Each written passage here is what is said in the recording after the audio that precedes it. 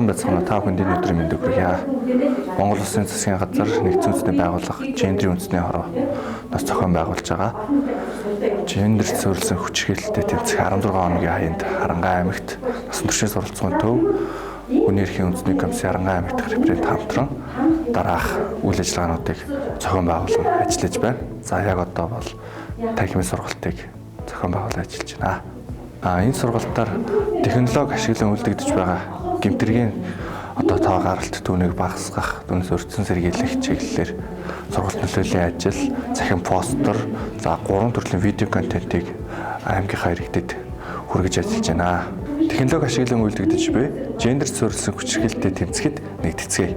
Хүний эрхийн үндэсний комисс олон улсын хүний эрхийн өдрийг ухтаж болон гендерт суурилсан хүчирхийлэлтэй тэмцэх 16 хоногийн аяныг насан туршийн суралцахын төвтэй хамтран аймгийн хэмжээнд зохион байгууллаа. За бид бүхэн иргэд олон нийтэд зориулж 8 төрлийн постерыг гаргасан, 3 төрлийн контентыг бүтээж хүргэсэн.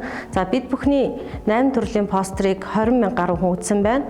За 3 контентыг 10,000 гаруй хүн үзэж, гендер суурилсан хүчирхийллийн талаар мэдлэг ойлголтоо нэмэгдүүлсэн ийм үр дүнтэй ажил болсон байна.